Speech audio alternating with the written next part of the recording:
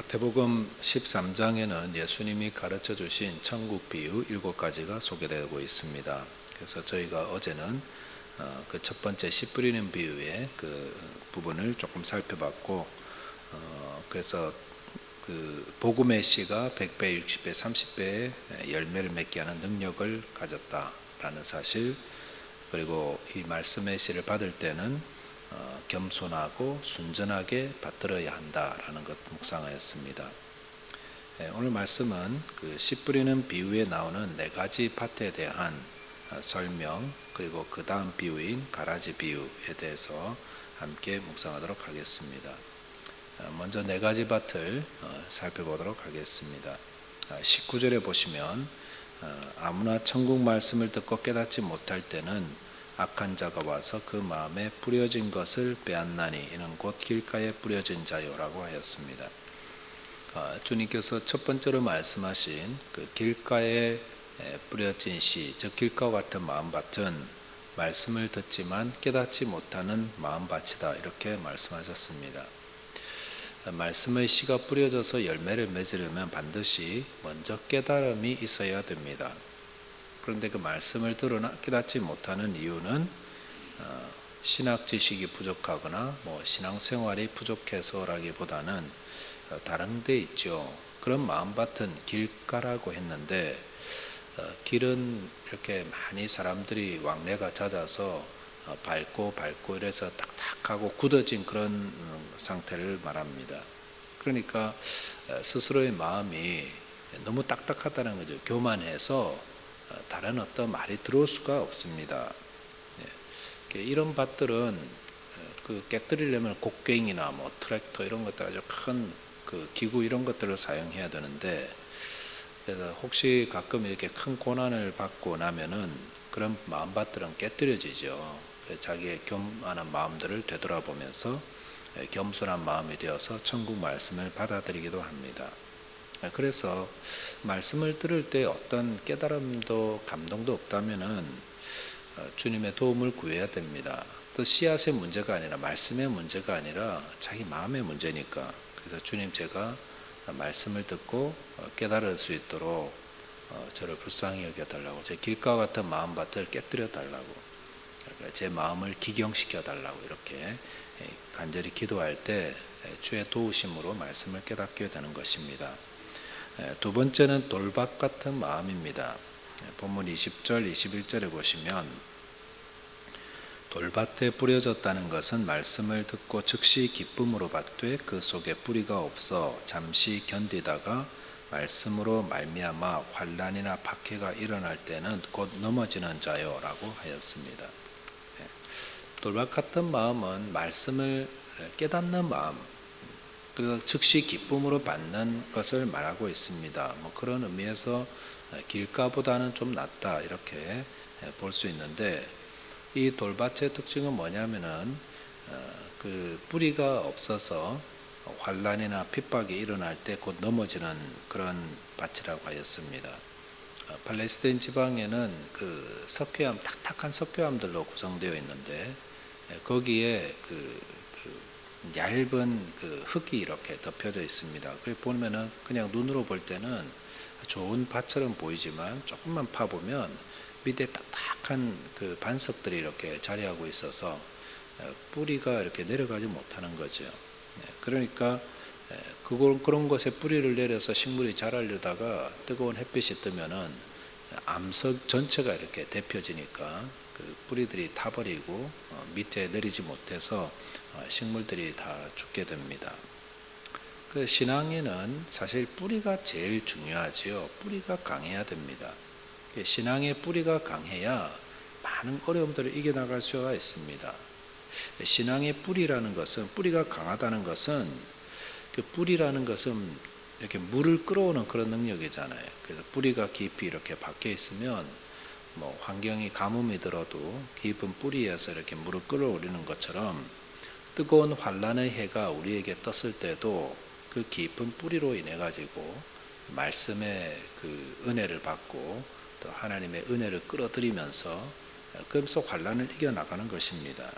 그래서 오히려 그런 환난의 해 때문에 그 식물들은 더 잘 자라죠. 물을 충분히 공급받고 해가 뜨거워지고 그러면은 건강하게 막 더 자라는 겁니다. 그래서 돌박 같은 마음은 무엇이 부족합니까? 말씀을 듣고 깨닫고 기쁨으로 즉시 받지만 말씀으로 인해서 환란이 오고 어려움이 오고 말씀대로 살아보려니까 뭐 자꾸 부딪히고 뭐 그럴 때에 뿌리가 말씀의 뿌리가 없으니까 자꾸 시험에 들거나 넘어져 버리거나 포기해 버리거나 한다는 것입니다. 그래서 성경에 보면은 우리가 주님을 믿는 자는 고난도 겪는다고 했습니다. 주님의 영광에 참여하려면은 고난도 받아야 된다. 그리고 이 땅에서 무릇 경건하게 살고자 하는 자는 박해도 겸하여 받는다. 이런 말씀들 앞에서 갈등하게 되는 거죠. 이 돌박 같은 마음은 왜? 말씀을 모르니까, 말씀에 대한 확신이 없으니까.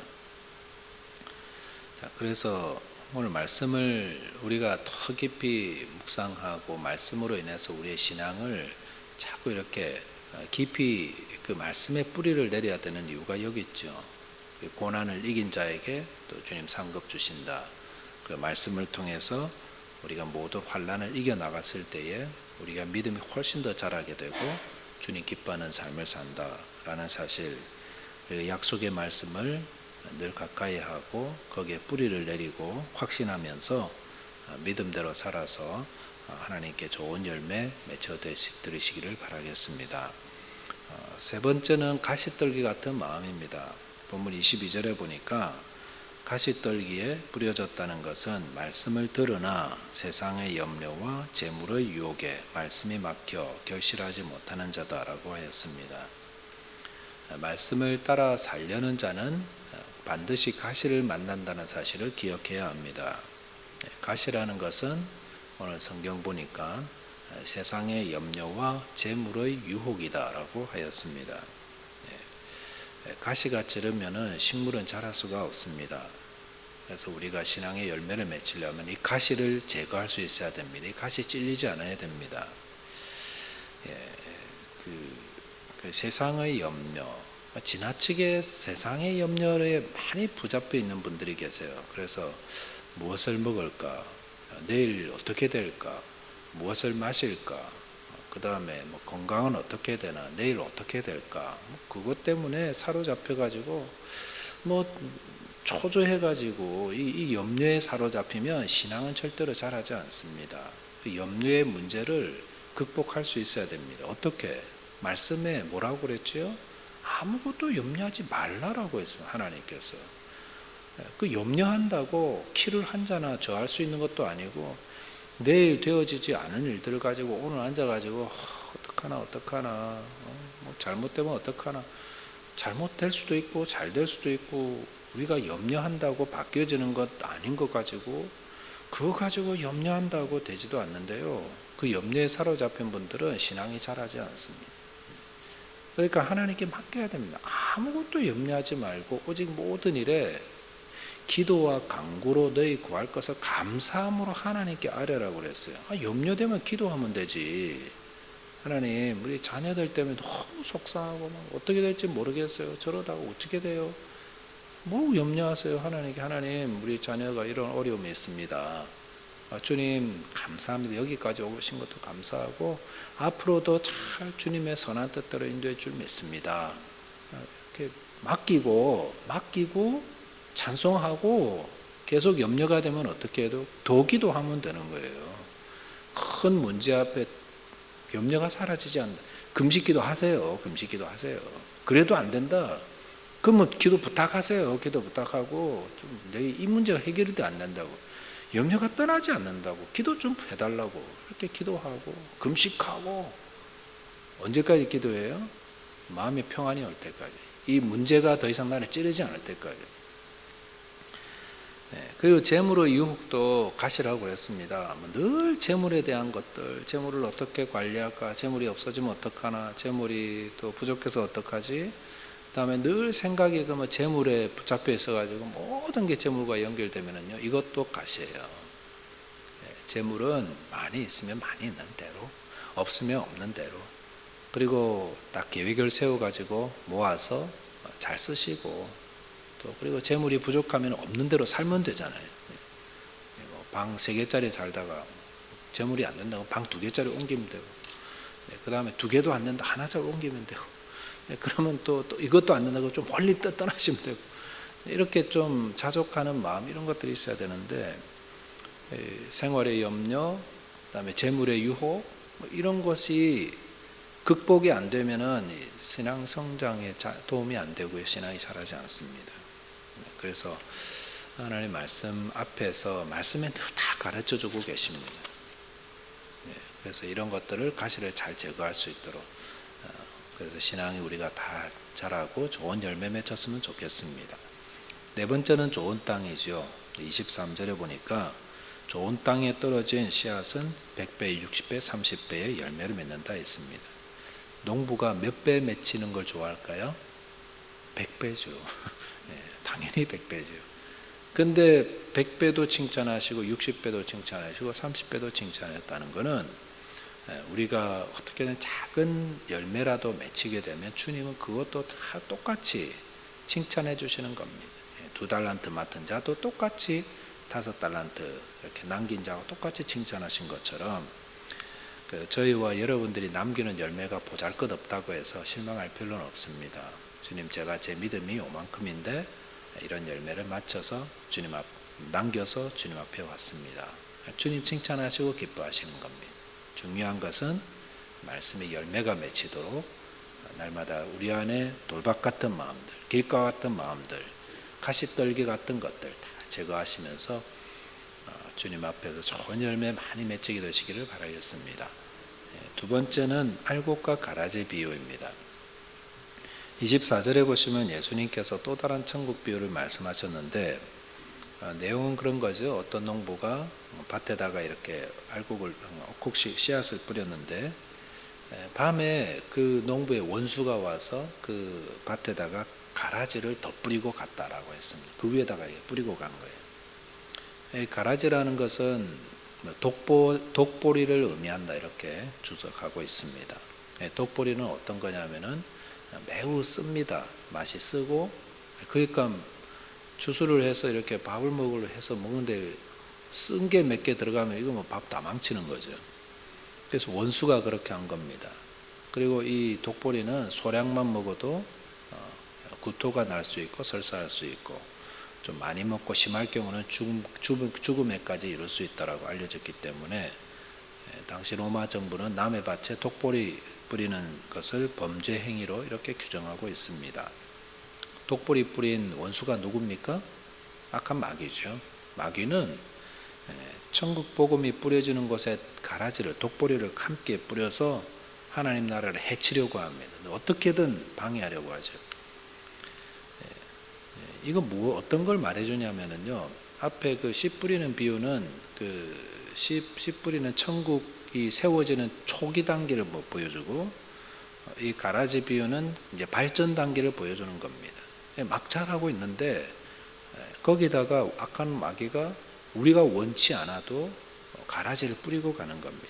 그 말은 성도들이 함께 자라는 곳에 가라지도 함께 자라고 있다라는 겁니다. 우리는 누가 가라지다 이런 거, 그런 구분할 그러려고 말씀드린 건 아니고요. 알아야 돼요. 우리 안에 다 알곡만 있는 게 아니다는 겁니다. 가라지도 함께 있다라는 겁니다. 그럴 때 어떻게 하라고 그랬습니까? 가라지를 막 뽑아내려고 그러시면 안 돼요.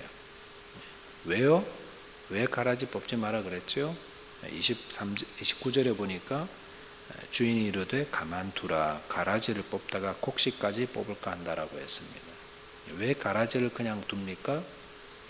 곡식 다칠까봐, 알곡 다칠까봐. 이 뿌리들이 다 같이 얽매여 있기 때문에, 얽혀 있기 때문에, 그 가라지 뽑는다고 쑥 뽑아버리면 옆에 있는 알곡도 같이 그냥 쑥 뽑아 올려줘 오니까 가라지 뽑지 마라. 그냥 가만히 둬라, 가만히.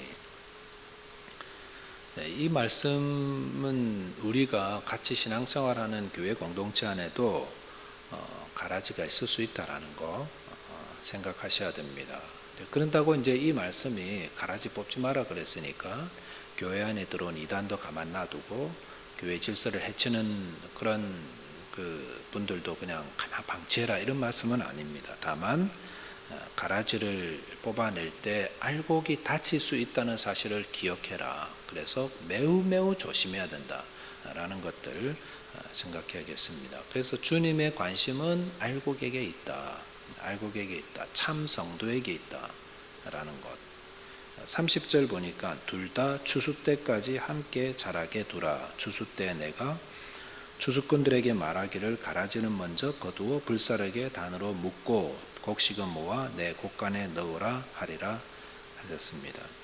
주님께서 알곡과 가라지 함께 자라게 두라고 하셨습니다. 가라지를 불사를 날이 있다라고 하였습니다. 그래서 우리가 천국을 향해서 살아갈 때에 가라지가 함께 있다는 것을 기억하셔야 돼요. 그래서 우리가 때로는 그 신앙생활 할 때에 나의 모본을 어디에 둬야 될까요? 참 알곡에 두셔야 됩니다. 근데 가라지 같은 분한테 자꾸 둬가지고 저분은 신앙생활을 좀 약간 성경하고 다르게 하고 나는 섬기는데 왜 저 사람은 안 섬기고 나는 늘 좋은 말하고 신앙적인 말하고 저분은 늘 욕하고 막 비판하고 막 그런 분들도 있을 수 있거든요. 그럴 때에 샘플을 여기 두시면 안 돼요. 여기 두시면 같이 무너져요. 같이 다쳐요. 그러니까 신앙생활 할 때 어느 교회나 그런 것 같습니다. 열심히 섬기는 분들 열심히 하고 또 뒤로 뺑뺑뺑 돌면서 이렇게 좀 비신앙적으로 하는 분들도 있어요. 그럴 때 이런 분들 보면서 시험 들지 마시고요. 정말 바르게 신앙생활하는 분들을 늘 보면서 특히 우리 믿음의 주 되시는 예수님 바라보면서 믿음의 샘플을 거기에 자꾸 바라보고 이렇게 더 많이 섬기고 더 헌신하고 더 말씀과 신앙 안에 서려고 그렇게 애쓸 때에 우리 안에 좋은 믿음의 열매가 맺힐 수가 있습니다. 오늘 씨 뿌리는 비유와 가라지 비유 통해서 주신 귀한 교훈들 마음에 새기고 저와 여러분들이 주님 앞에 설 때까지 좋은 알곡으로 잘 자라고 하나님께 영광 돌리시기를 바라겠습니다. 기도하겠습니다. 하나님 아버지 감사합니다. 저희들이 무엇이간데 우리 주 예수 그리스도를 보내어 주셔서 십자가에서 우리를 대신하여 죄 사함을 얻는 귀한 구원을 허락해 주셨습니까? 주님께서 우리를 구원하시기 위하여 또 하나님 말씀의 씨앗들을 우리에게 뿌려주셨는데 우리가 마음밭을 잘 경작해서 착하고 순전한 마음으로 말씀을 받고 그 말씀을 깨닫고 그 말씀에 순종하여서 저희들이 100배, 60배, 30배 좋은 열매를 맺을 수 있도록 도와주십시오. 날마다 마음밭을 늘 돌보게 하시고 또 주님 알곡과 같은 성도 되어서 주님 좋은 열매 많이 맺히고 우리 안에 천국을 이루어가고 하나님 나라를 이루어가는 하나님의 백성들 되게 하여 주옵소서. 우리 주님 예수 그리스도 이름으로 기도하옵나이다. 아멘.